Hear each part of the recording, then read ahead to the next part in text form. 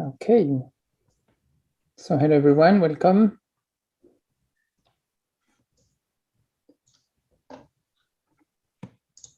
Hi Solomon. Anton, could I go ahead and start the recording?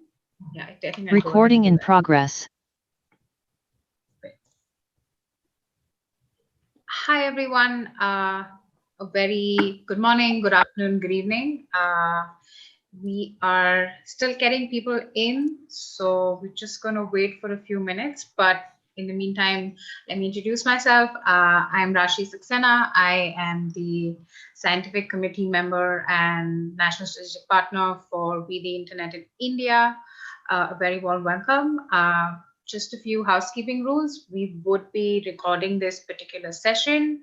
And if you can use a pseudonym if you want, you can also switch off your cameras. And we're also trying to do this dialogue in 3 different languages. So we encourage you to introduce yourselves in the chat and also tell us your preferred mode of language for the activity session.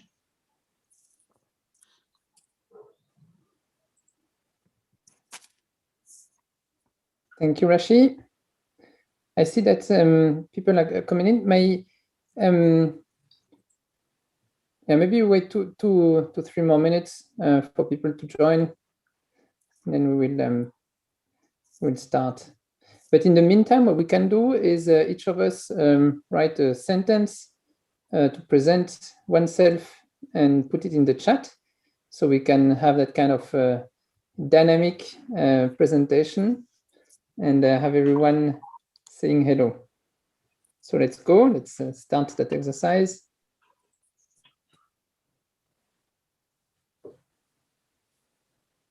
Lawrence, if you could also give your preference of which language you would want your activity in, that would be great. That way we could just keep,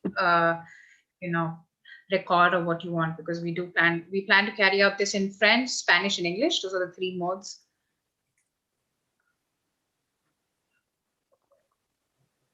Hi, Clara, welcome. French is good, English is good, okay.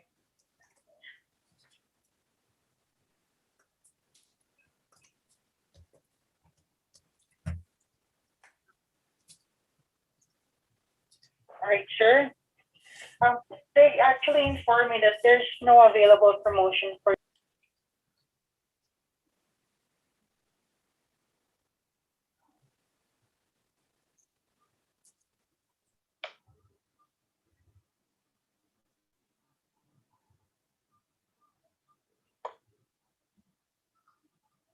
Which I think we should wait for another 2 minutes and then have everyone else join in.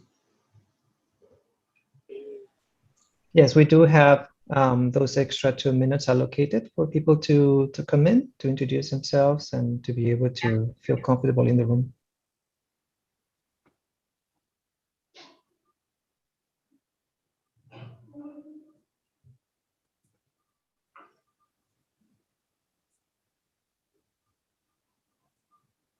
Okay, so as a waiting exercise, could you write in the chat how much degrees in Celsius you have at the place you are? I see John with a t-shirt. I see Jean-François in a room, but I don't know how many degrees. I see your ventilator is not on, so maybe it's still not too warm. We have a tree, Manon and I, but I'm not gonna tell you. Yes, I'm going to write you how much degrees we have. I have to look. I'm also inside. Okay, now I know. So it's 8 degrees Celsius in Berlin, Malaysia 28, 23 in Lisbon. Paris is rainy.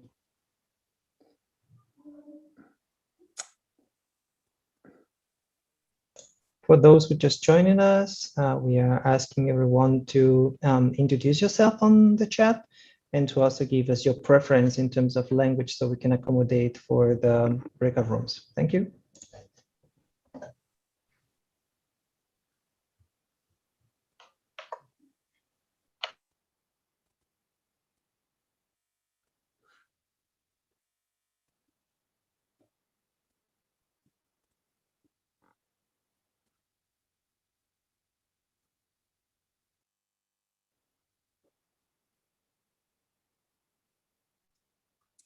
And we also have Eileen joining. Eileen is also part of the preparation team.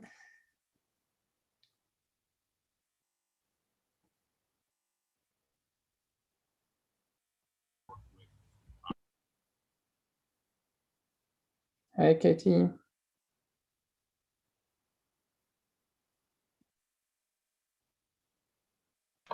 We do have a few other people joining in. Maybe. Yes, I see that. It's the people that were catching a coffee between two sessions, as you normally do in a conference. To those who just joined in, if you could introduce yourselves on the chat.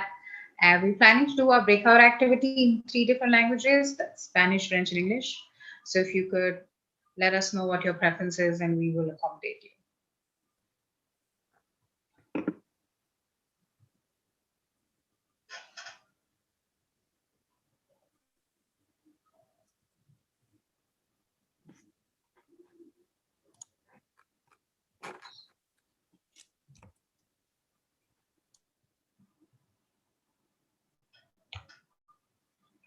Antoine, I think you should go ahead with. I wanted to say exactly that. So thank you everyone for being there. Thank you for the time that we're going to bring together and for that weather report. I'm sure if we could connect that to artificial intelligence, we could beat the weather channel. And artificial intelligence is going to be our topic today. But not only, it is going to be connected to the question of collective intelligence. I will now share my screen, and we have some elements of presentation. So the topic for today is regulating artificial intelligence with collective intelligence.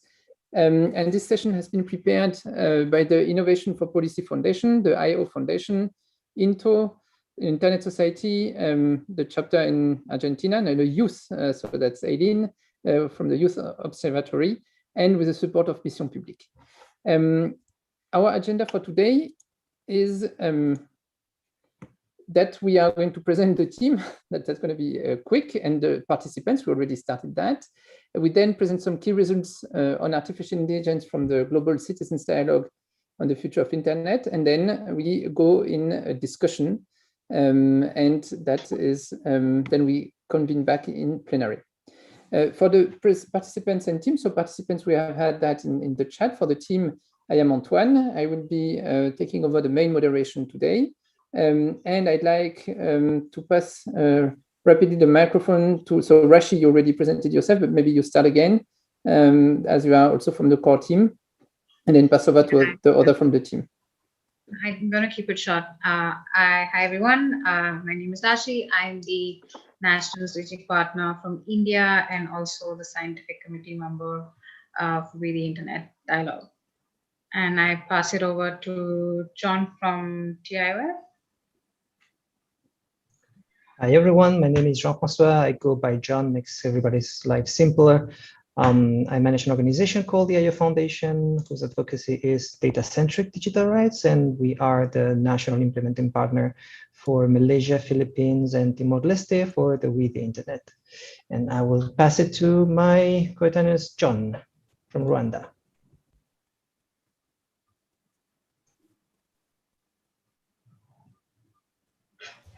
John, up to you. Hey everyone, good afternoon. I'm very delighted to be here with you all. My name is John Stever. I'm with the Innovation for Policy Foundation, and we are the national partner for Rwanda, working together with Rashi on the scientific committee.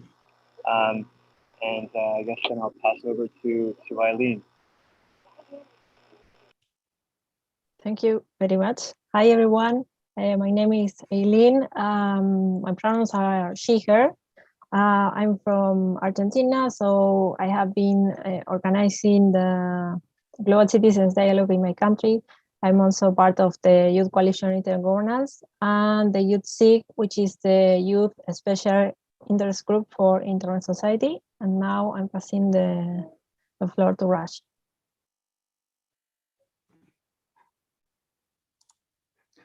Okay, we'll take over here because Rashi already presented herself, and I go rapidly to Manon and Maria, and then we can start. Hi everyone, good afternoon or good morning, depending on which side of the world you are. So I'm Manu. I was part also of the global coordination team for With Internet. So working also with Antoine and Maria, that I'm going to give the floor to. Hi everyone, I'm Maria from Paris here, and I'm working also with Antoine and Manu at Missions Publiques, and I'm very happy to be here. So thank you very much. Thank you, everyone. I now go over, that's the team. So now you know us. And a word on the vision. So the vision is how do we test, improve, and institutionalize internet governance with and for the citizens. We have seen at Missions Publiques that there is a gap between a multi-stakeholder model of governance for internet, the global dimension of internet, and the way it is governed and decisions are taken on the future of the internet. And we're thinking, okay, we need to bridge that gap. And how do we do that? We do that with deliberative democracy and deliberative methods of citizens' engagement. And that's why we wanted to work on the future of internet. How to do that? We launched in 2017 a project that we called We the Internet. And We the Internet has 3 pillars. The first one is that we have deliberations, meaning groups of citizens, ordinary citizens, that gather and meet and discuss on key questions on the future of the internet. But they don't do that purely randomly. They do that because they go through a process of structured discussion, which is based on information and a discussion. And then they formulate their preferences, they prioritize their views, and these results are what we call the informed views of citizens. And then the third pillar is once we have those results, we take them to decision makers and we try to make sure that they have an impact on the discussion. So that's how we imagine the kind of process that could improve internet governance to make it more inclusive with citizens of the world. In 2020, we managed to deploy such a citizens and stakeholders dialogue, so a two-leg system in over 80 countries of the world. For the citizens dialogue, it was 70 plus countries. For the stakeholders dialogue, we had people from around 80 countries, and we had over 5,000 participants. And as Jean-François, John, and Eileen and Rashi have said, we had in all those countries a national partner, a strategic partner in the country, in charge of implementing the dialogue at the national level. We had different topics that we tackled with this dialogue. The first one was on the future of, was the vision of internet for citizens. The second topic was on the question of data and data governance. The third topic was about disinformation. The fourth topic was about artificial intelligence. And the fifth topic was about the future of internet governance. Today, we are going to present you some key results on artificial intelligence.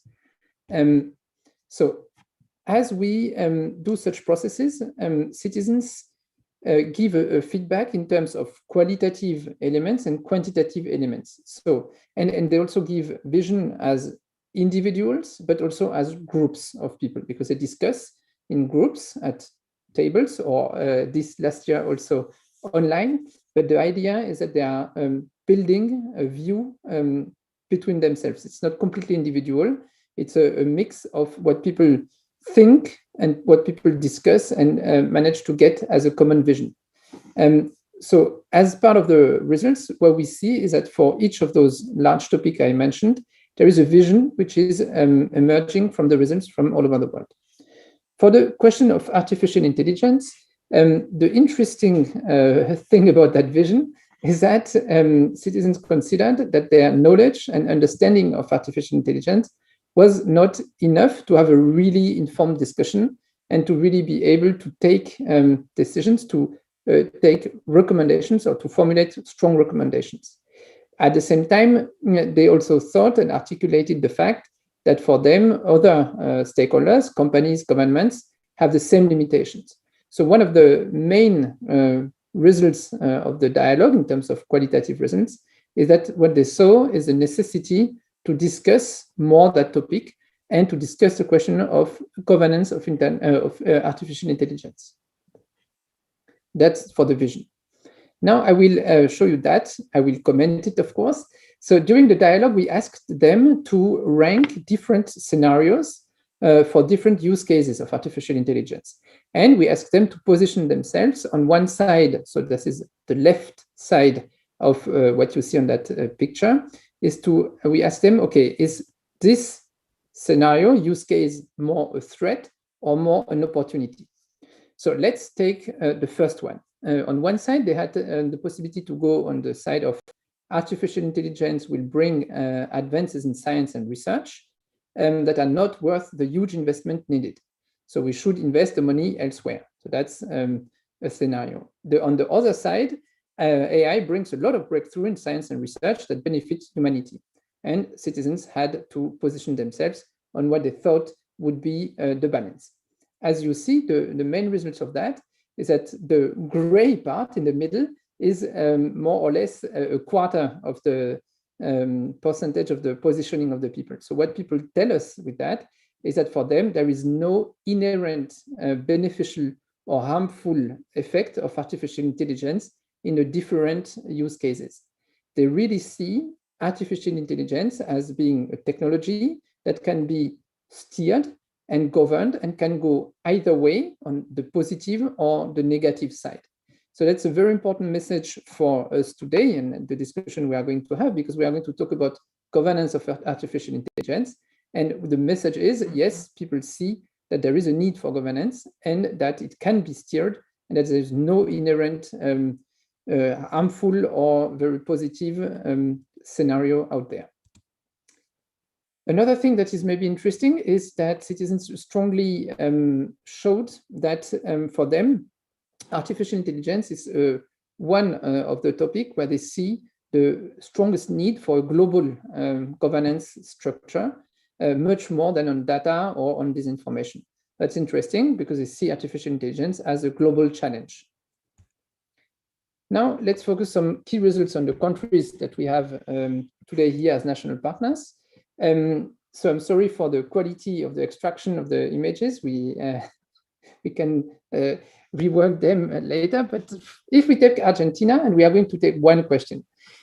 What is interesting is that we asked citizens to tell us if they see artificial intelligence more as an opportunity than a threat, more a threat than an opportunity, or equally, or if they had no opinion on that.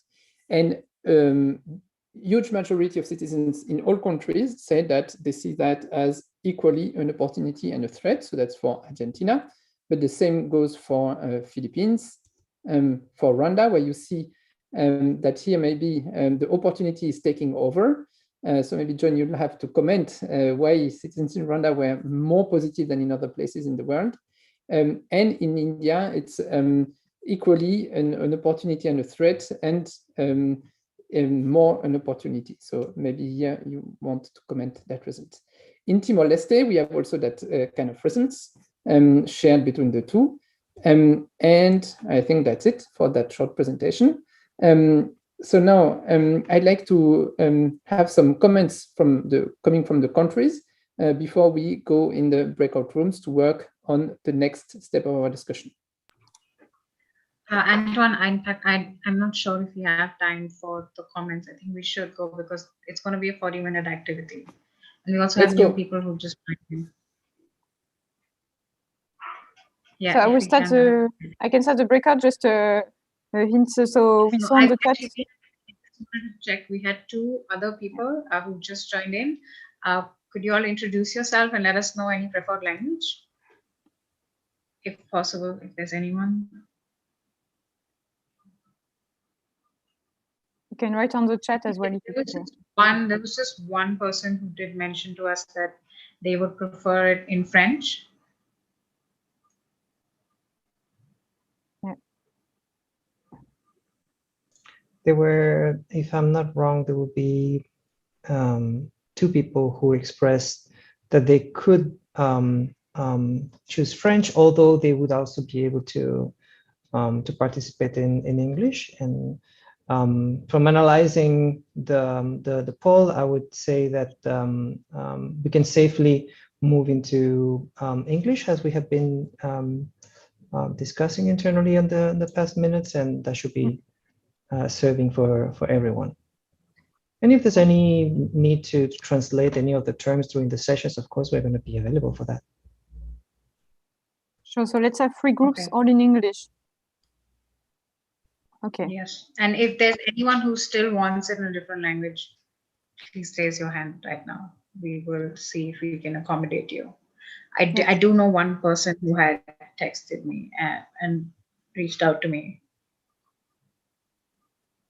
Okay, so I will start the subgroup, and Antoine will stay also in plenary. So if you have any issue or if you are disconnected, you can always come back to this link, and he will be there to put you in the right group.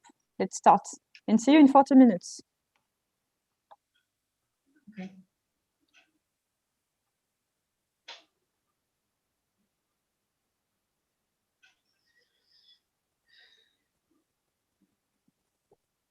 Donc juste Antoine, j'attends que tout le monde soit un peu parti et je te mets modérateur. Ok, ça marche.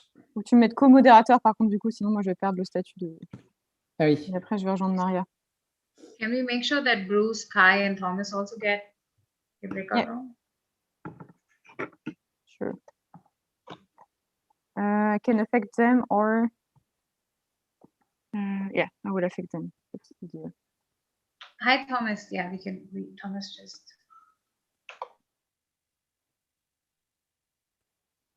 So they have to click on the subgroups. Yeah.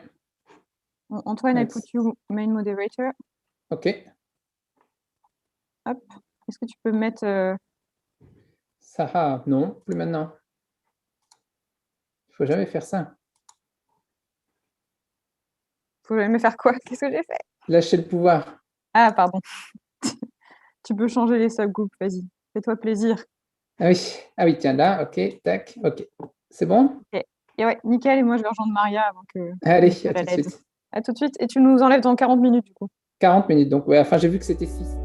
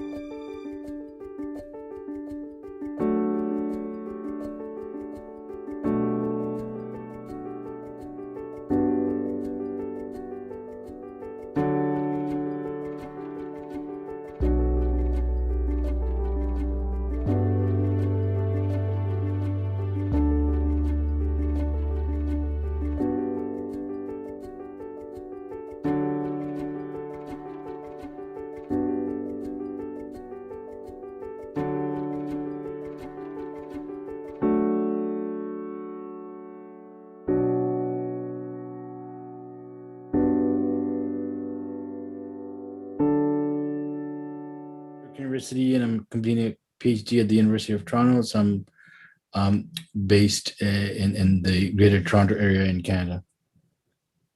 Thanks for joining us, Ishnesh. Must be early in the morning, right? Since the ones who are from Toronto. 11 a.m. It's a good time. It's a good time. Okay. Then we have Kai. Kai, can you hear us? Yes, hello. Hope it's working. Yeah, my name's Kay. I'm joining from Germany. I'm an experienced designer working in the ad tech sector. Sorry for joining a little bit later. I think I just hopped in right before you brought us into different rooms. So I think I will slowly pick up from That's the not conversation. a problem at all. No, that's not a problem at all. You're on time. And then John, do you want to go and introduce yourself? Maybe you can try with the camera.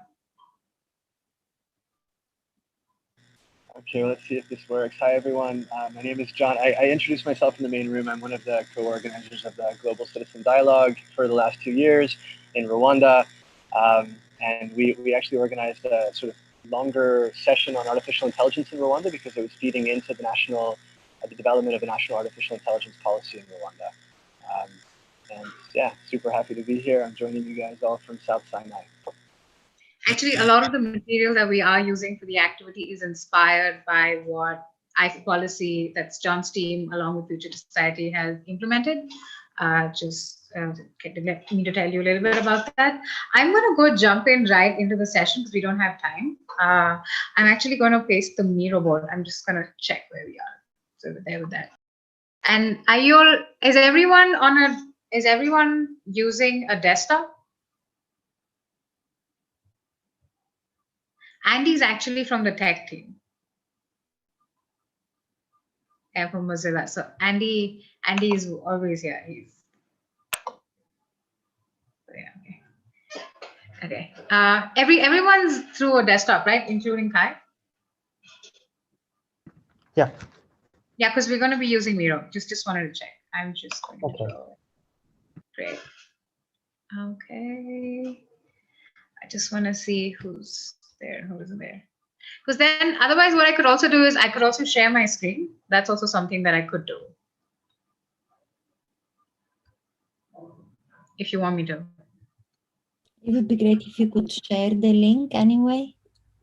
Yeah, I can do that. Thank you. Right.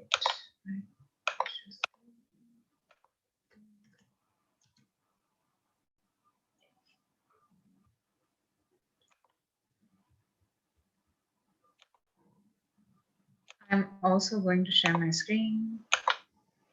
Can you see my screen? Like, just give me a heads up. Yeah. Okay, fine. So we have three. Actually, John, you're going to explain this now since this is yours. Go ahead. I mean, if you want, like, just give as to what was the thought process behind this. We haven't taken all aspects. I think perhaps maybe the banking scenario is the one that's very similar to what you did, but everything else is a little different. But go ahead. You can go behind the methodology aspect, and then I can check.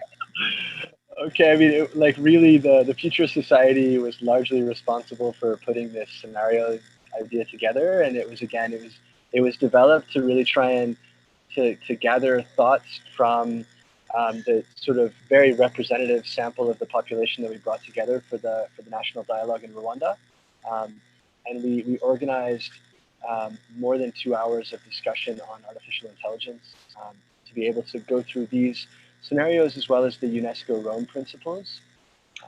And yeah, so perhaps Rashi, you could take us through the yeah, so the whole idea that y'all have a chance to look through the scenarios. We could have a lively discussion around it, or y'all could just work on it in silos. I could read out the scenario, and then we have 2 guiding questions for each scenario. So we have one scenario with deepfakes, we have one scenario with mental health, and we have one banking scenario. And they have 2 primary questions, which I'm just expanding on, as to what are the key AI ethical issues that are raised by this particular scenario, and then what are some of the solutions or recommendations to the AI ethical issues identified. So yeah, I could go either way, and we could have like just a round robin discussion here, and you could also use the sticky notes and just paste your suggestions. Let me know what way you want to go. I guess I would love to hear what people's thoughts are. And maybe because the Miro gets it's a lot of content, and I'd like to hear what people have to say first, if that would be cool. Okay, so then what I could do is that I could also, wait 1 second. One thing that I forgot. I need to start the recording for this. That's okay. It's already recorded. Andy, is this already recorded, or do we have to enable recording? Breakout rooms are not usually recorded, but if it's going to be recorded, then I'm going to go off video. Okay, no, that's fine. I think they are. I'm not too sure about this, but I'm ready to take notes, and if everyone is okay with Brenna, then I could just go ahead and read the scenarios and then listen to everyone's discussions. I'm happy to do that. Is everyone okay with that? Ushni, Clara, Kai? Okay, great. Let me go ahead. So we'll start with the banking scenario which is similar to what the Rwanda team went ahead with. So we go with Yolanda is a university student majoring on data science with excellent grades. To pay her tuition, she works as a waitress at a restaurant on weekends, and due to the pandemic and COVID-19 lockdown, Her earnings have been reduced and she's concerned about running out of money. Her only option seems to be seeking for a loan. Coincidentally, she receives an SMS from her bank offering a loan facility. She's amazed to find that this pre-approved loan is exactly what she's looking for. And she clicks on the link, accepts the loan through an app, and finds the money in her bank account an hour later. Her bank has developed a credit scoring model that utilizes AI, harnessing data about account activity, degree course, and grades, enables the bank to automatically select students for pre-approved loans. The speed and efficiency of processing these loans has increased the bank's profit and improved customer satisfaction. Meanwhile, Yolanda's friend John has been waiting for over a month to hear back from his bank about a paper-based loan application that took hours to complete. And on hearing about Sandra's positive response experience, John decides to switch banks. So that's the banking scenario. We also have that in French and Spanish if anyone's interested in reading. But I'd like to go ahead and keep these questions here, and yeah, feel free. You can to populate and to speak up. I'm ready. What do you think are the key AI ethical issues raised by this particular scenario?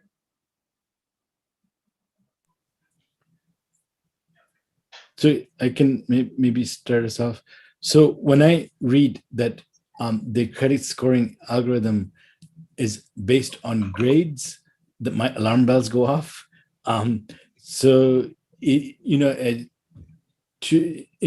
one sense, I think credit scoring information should purely be based on credit information, but I'm sure some people will argue that people with good grades get good jobs and are lower credit risks and so on, right?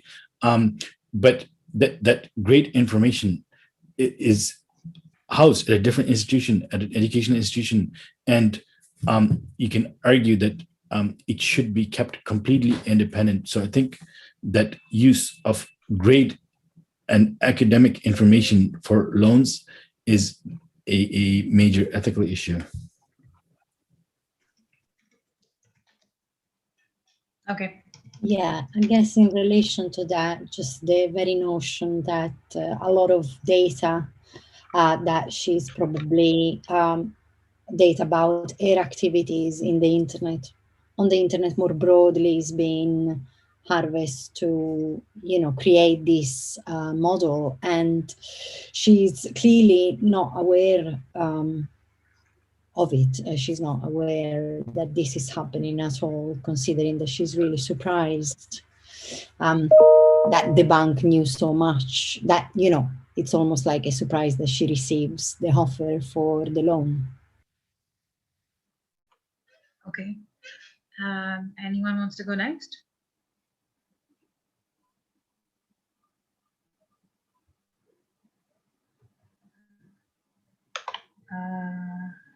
Brenna or Kai? Anyone? I think that the silo of the institutions, like Ushnish, I hope I'm saying correct, raised is, I think, key. And then also kind of the tracking that's probably, the word coincidentally is what sticks out to me. And so I'm always like, are there coincidences when AI is involved? If there are, then that would be kind of funny. But so yeah. And then I guess I think that there's the two main areas. I'd be curious to know what happens to John if he gets upped in the queue because he says Sandra told him about it, and if that has anything to do. So if you're then it's sort of like a pyramid scheme of loans. Do you think it's promoting a pyramid scheme of loans? No, the end of the scenario kind of leads me what happens in the next chapter. So maybe John is like, oh, I'm switching banks. And then they're like, how did you learn about us? And he says his friend. And then that kind of gives that friend more cachet or clout, I don't know if that would happen, but that seems to be another area but that's the next scenario, chapter 2 of the banking. Okay. Yeah, there's a little bit. Go ahead, Rishnish, go ahead. I was going to say, it doesn't explicitly say this in the scenario, but there's a little bit of a hint that those referrals matter in terms of if you make not just a verbal referral, but a referral through social media, Now that's trackable, right? And maybe the banks can track, successful loan applicants and who they refer the information to. And that becomes part of the scoring algorithm. It's not an explicit part of the scenario, but that you can see it going in that direction in terms of capturing social media referral data and using that as part of the credit scoring algorithm. Great points. Great points. I guess in the last Go ahead, sentence, Karen.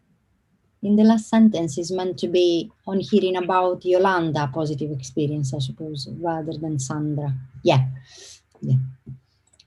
So I guess the ethical, maybe broader question is that obviously it's also the fact that with Yolanda not really understanding what's going on with the recommender system and the credit scoring model, she portrays the whole thing as a really good thing, and no wonder why John is up for it.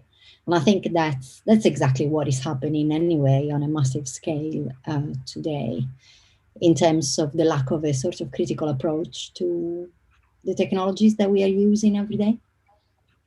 Yeah, that's but a I good think point. also like the ethical thing is like, why is she even needing a loan for her education in the first place? In some ways, like that starts it off. And so I don't know, because like I get what Clara's saying, but also like the reality of many people's experiences is that she could very well be aware of all the stuff she's having to give over, but it's like if you're going on food stamps, people know that they're given access to a lot of their life, but they need the food stamps. So that's the institution is the ethical at fault. I'm not disagreeing with Clara, but I'm just like, why does she need a loan? And so like then it's more like, what's the relationship of the bank and the institution? Like maybe we don't know, but like in the United States, I went to a public university and it was 9% like funded by the state. It was known as the University of Nike, right? So like there's a lot of capital relationships that universities have that I think there's ethical questions, not just on the AI side. And I don't know if that's why I'm interested in the conversation is like, where do we line up? Like, this is the ethics of AI and the internet versus this is the ethics of capitalism and such. Absolutely. Thanks, Brenna. We haven't heard from Kai. Maybe Kai has something to say. Maybe if we pronounce his name as K. Sorry. As he did. Are you with us, Kay? Yeah, I'm just listening. I'm just thinking from perspective that why friend John has been put in the situation that he has to wait for so long and still not hearing anything back from the bank. And is it because that it's been deprioritized in a way, so we're kind of excluding the group of people that might not have the most convenient access to I don't know, the data that they have been generating, or the data digital bank services that they have been put out in the market. Or yeah, I'm just thinking in this direction. I don't really have an answer yet, just maybe bring questions to the group. That's okay.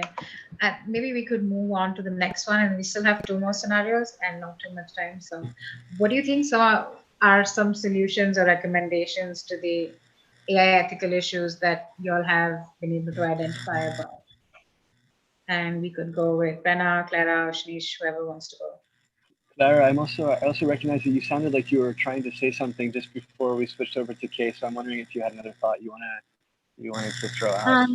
No, I wanted to just reply to Brenna to say that, yeah, I was in agreement in terms of, the root causes of, what we are talking about, and, questions around the way in which our global capitalist system fails to take care of people, and therefore how AI is really simply the sort of replication of that model in many ways. Yeah.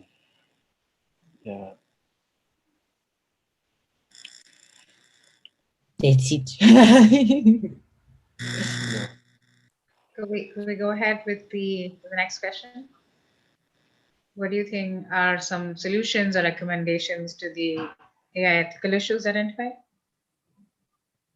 Are we doing all three scenarios, or I thought we were just doing one, but are we doing all three? Is that what you're wanting us to do with the time?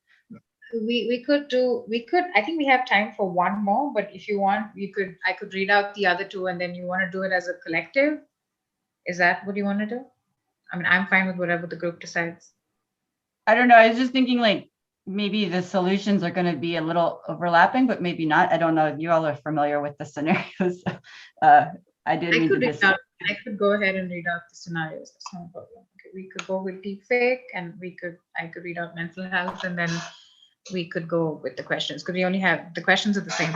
So we have an elected politician whose primary PR strategy is to use social media to post information during the pandemic, and a hacker, an expert and in AI and machine learning, and former developer for a big tech company decides to hack the politician's Twitter account and posts a video impersonating him.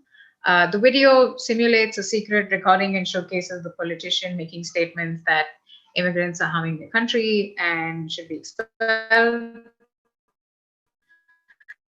The quality of software used reproduces on the night of March 3rd, and by morning, over 5,000 residents gathered in the outskirts of a neighborhood inhabited predominantly by immigrants. So that's one scenario, and then the second scenario is mental health. Bart is a 17-year-old originally from Grand Fenwick, a town famous for their textile looms and frequent internet blockades. He's a full scholarship to study computer science at the University of Albonia.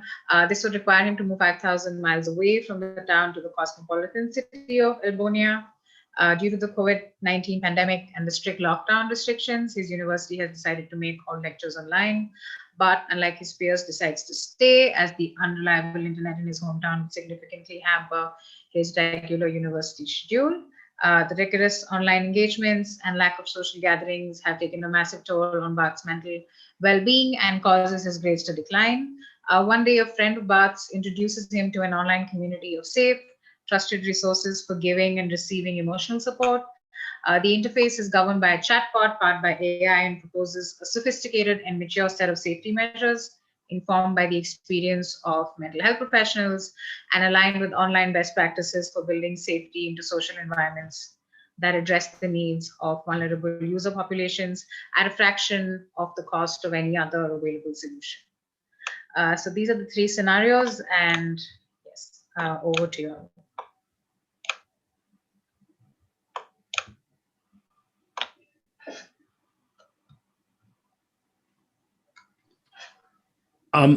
Just personally, I see the politician deepfake scenario bringing up more ethics issues than the mental health one, but it's also the harder one to solve. I think there's no easy solutions in the deepfake scenario. Okay.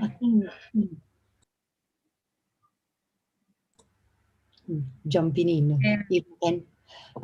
Yeah, I think it's really interesting and quite different from the other two scenarios.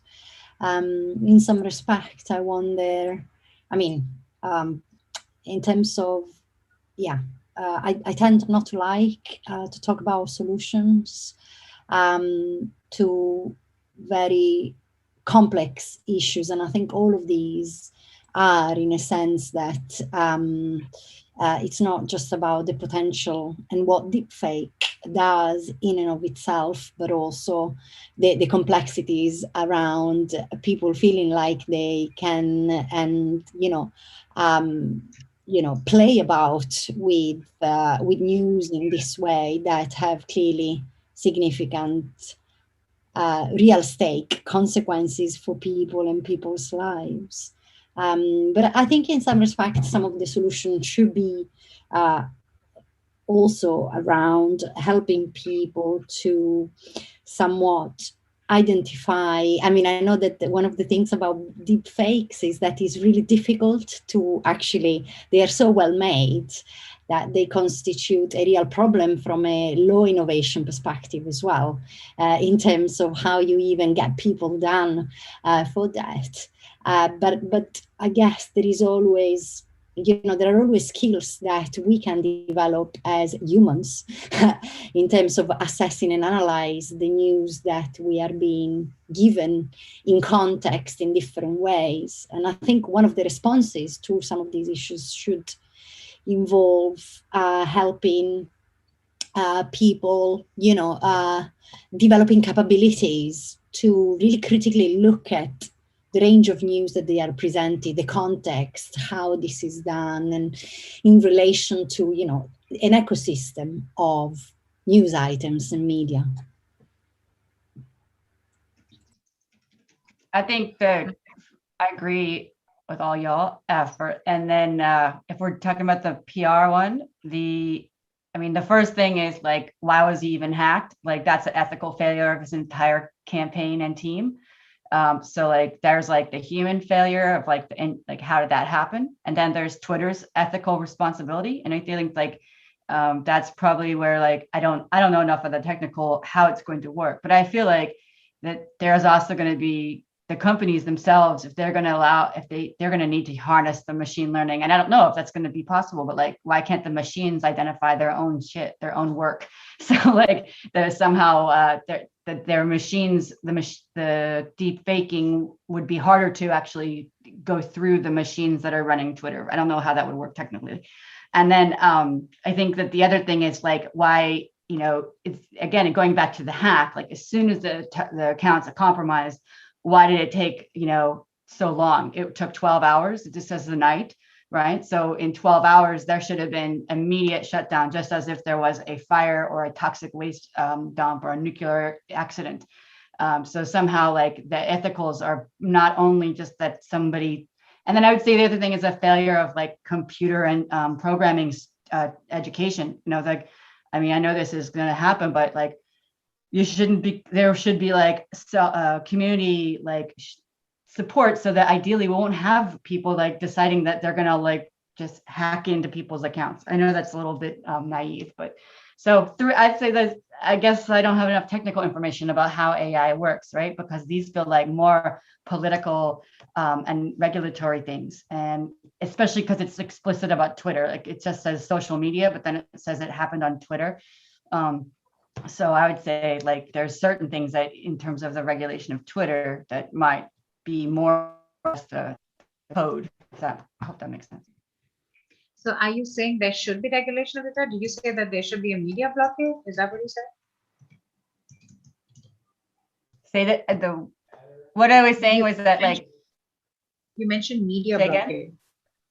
You mentioned media blockade.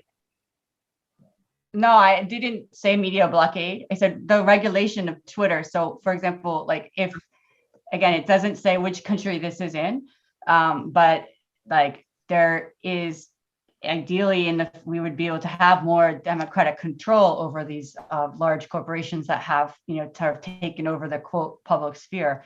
But that again is very contextual to the different countries you're talking about, right? So like I don't know what the solution is, but in terms of like taking down fake posts, like that is something that can be part of the corporate community guidelines or participation.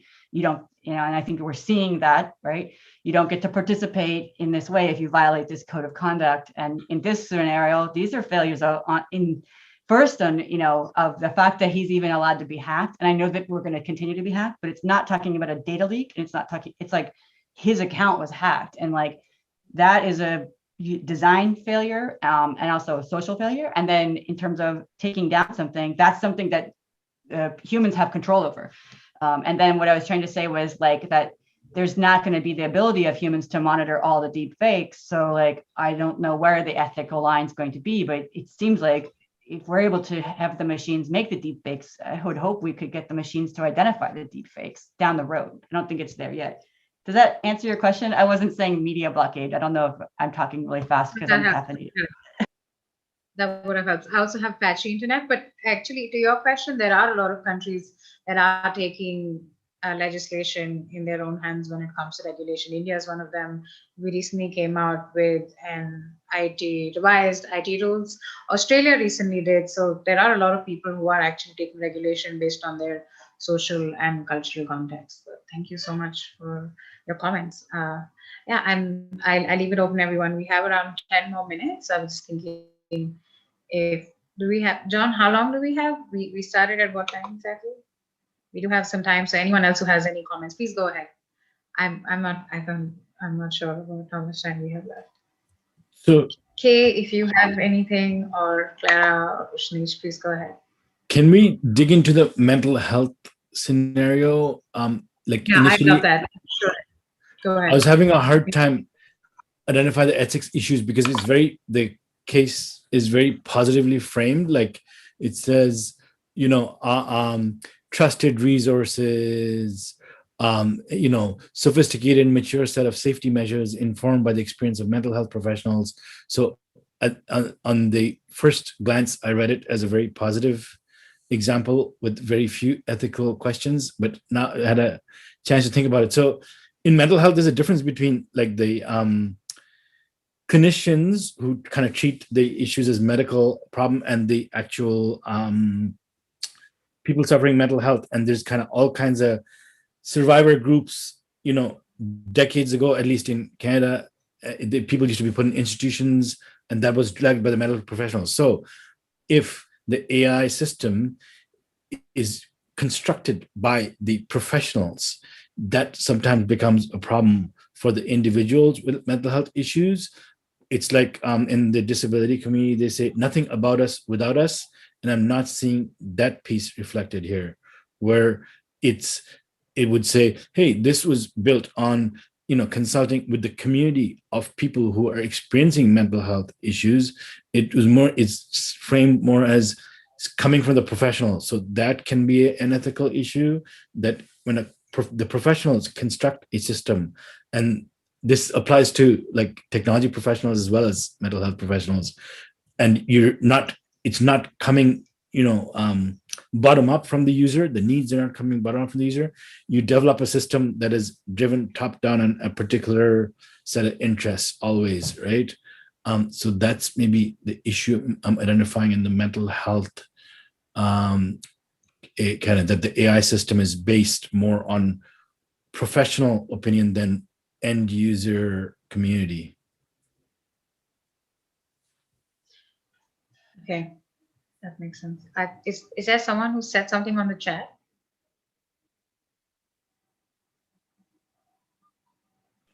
I was just appreciating what Ishnish was saying about, this expression of nothing about us without us. And I was actually wondering, Brenna, I felt like the point that Ishnish is making is ultimately fundamentally a question of power. And I feel that relates to what you and Clara were saying around, in a way, I was trying to summarize them with these two sort of like off yellow Post-it notes, but kind of thinking about how essentially the sort of artificial intelligence ethical questions are kind of compounding traditional ethical questions, and that it's fundamentally sort of amplifying traditional questions of power structures and relationships between ultimately people, governments, and corporations, and how decisions are ultimately mediated. And I was wondering, how you all felt about that.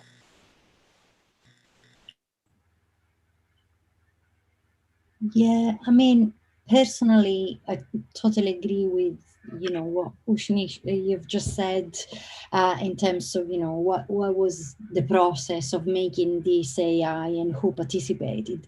But I still think that AI is not as cool as we are making it to be. So I would be very sad to be living in a world where mental health issue is dealt purely mediated by a technology which will inevitably always have a number of shortcomings. I believe. I believe you can't get rid of issues such as bias. And even though perhaps, in the pandemic, a sort of chatbot could go some way in providing some support, I would be worried that, that would sort of sanction for the AI to replace altogether forms of social interactions that are essential, not just for mental health, I think for all sorts of social issues, but also for social joy.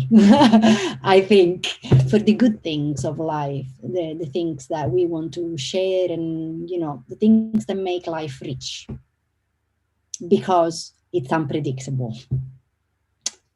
Yeah, I like that. I think echoing that, just like the other things that I read within the ethical things, I see also as like social, not just the AI, like, the fact that like the term rigorous online engagements on university, like, I feel like that also is questionable. Like, what is the, who's deciding what is determining rigor, and what is determining like, like effective learning.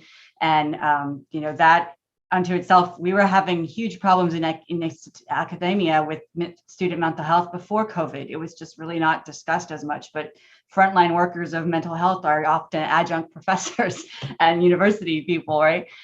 So like, there's like that kind of component of like, why is it so rigorous that it's taking this massive toll, even regardless of this isolation? And then, yeah, I think that the one part at the end, where it's like the addressing the needs of vulnerable user populations at the fraction of cost of any other solution, goes back to like, why is the cost part of the equation? Like, that, who is running this AI or this chatbot is unclear to me. Is it a public service? Is it part of a national health program? Is it a for-profit like therapies bot?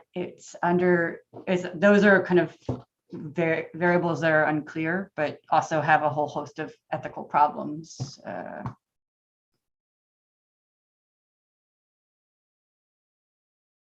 It's so hard to like think and watch all the little things move on the Miro. Like, it's like,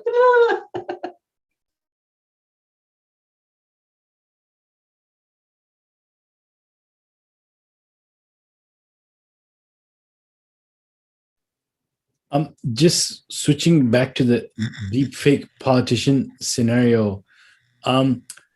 Anybody know if people are regulating deepfakes in any way? Like, I know, as you mentioned, kind of regulation of social media, which I don't think of as the same thing. Like, I would think deepfakes are really, really hard to regulate in terms of the only things I've heard is because a lot of deepfake technology was used is used in pornography. Like, they put the face of a famous actress on a different body and so on and so on.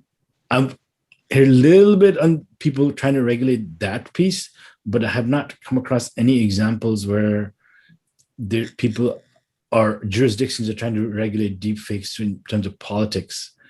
So I just put in the chat on this one. I want to see this lecture.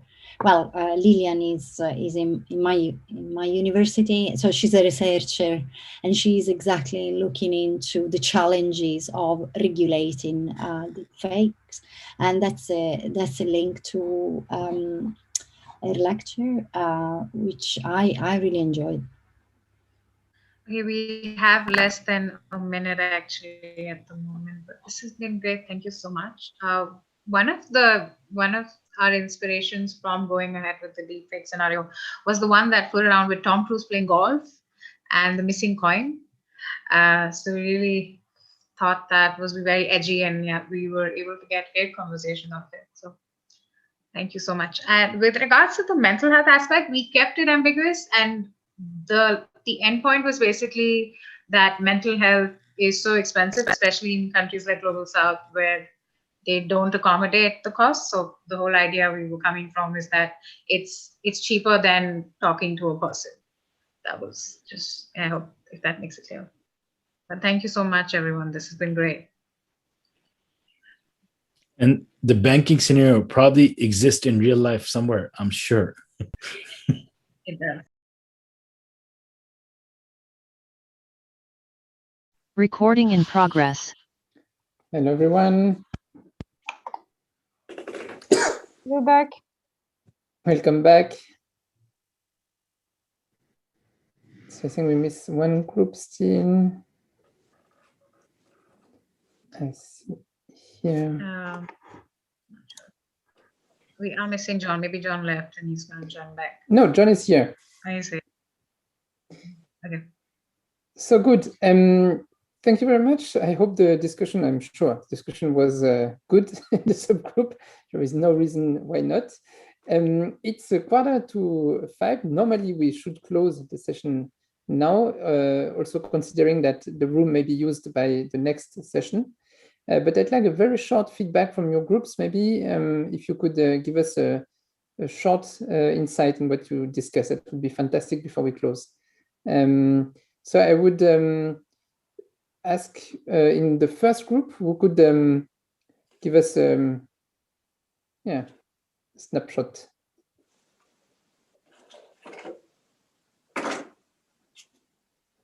So who is the first group, Antoine?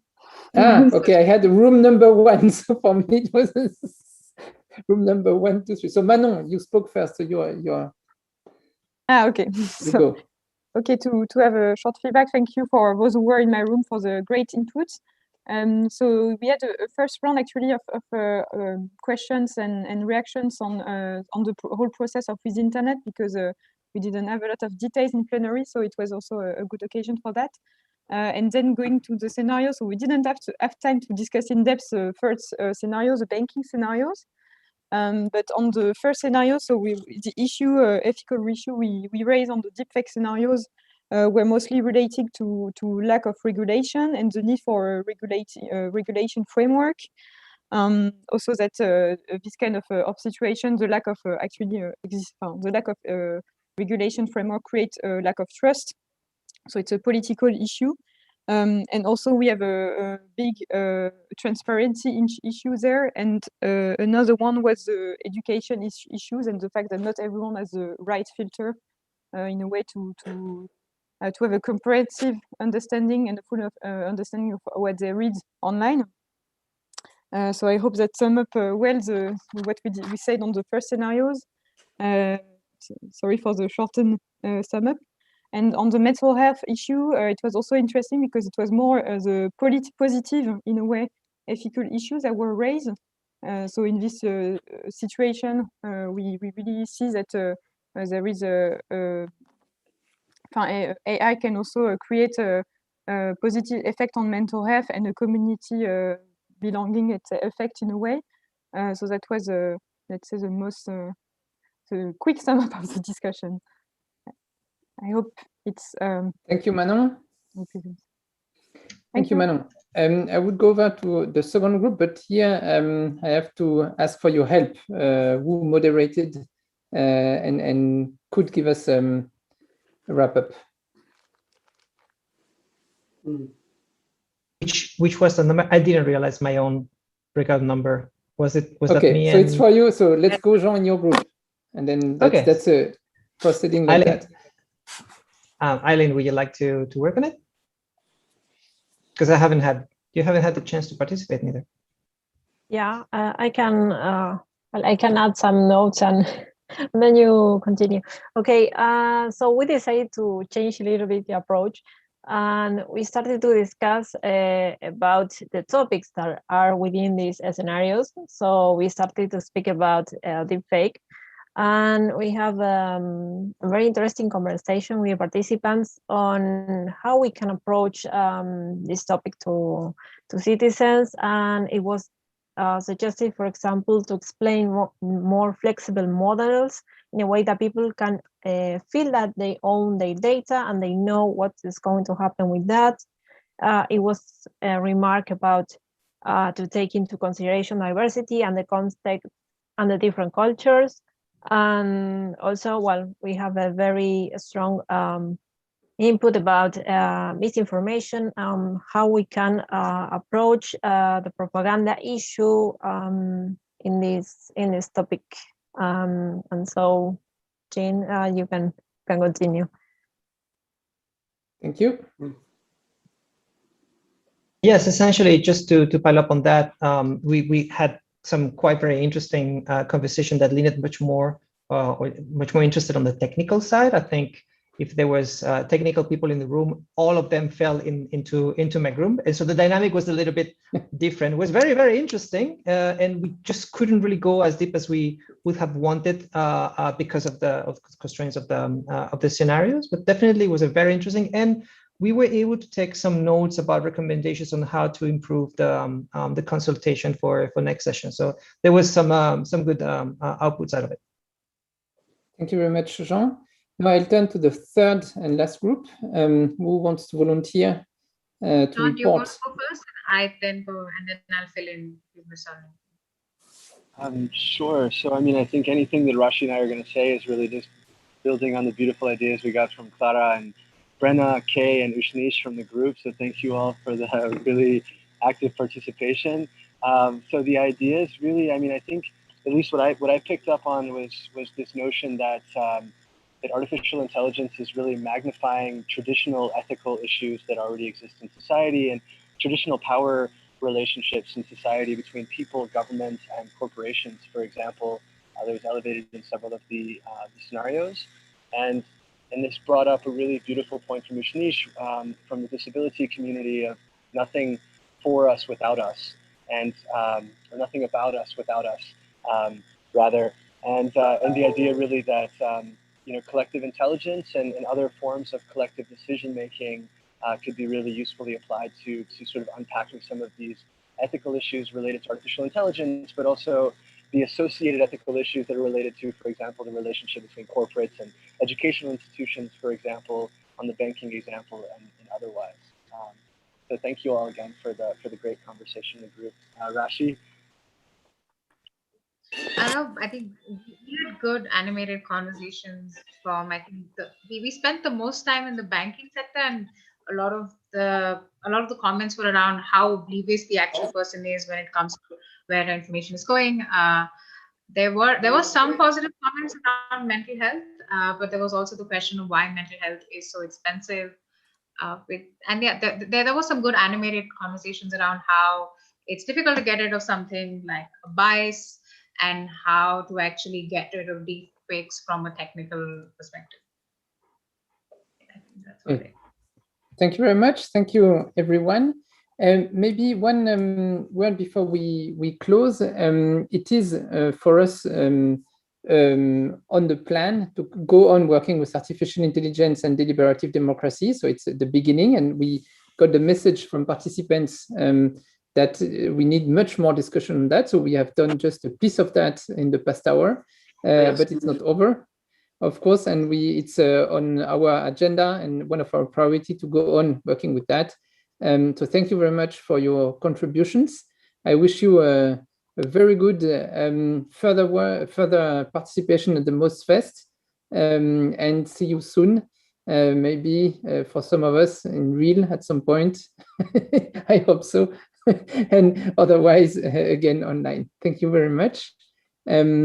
Yes, from a last comment, as output of that session, we will produce a blog documentation and a blog text, so you can also share the results of that session. Thank you very much, all of you, and I hope to see you soon. John, if you could also go ahead.